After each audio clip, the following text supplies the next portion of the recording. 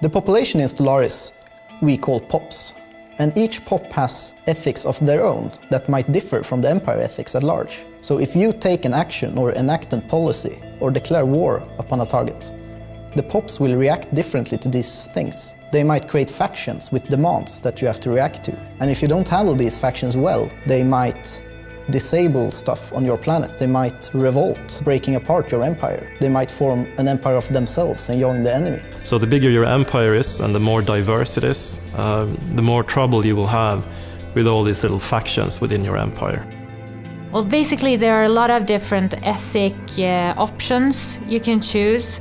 So you can be the evil dictator that tries to take over everything. You can be the pacifist who tries to make peace.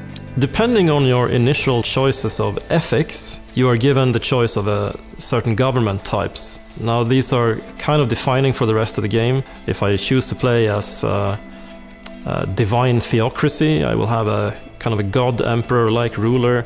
A militaristic society may very well have different tools than a pacifistic, as in they can send in the army to deal with protesters, while pacifists might have to go to the negotiation table more, while in turn they have a larger freedom for their pops than under a militaristic society. So it's basically a give and take, that it's up to the player to decide what to do really.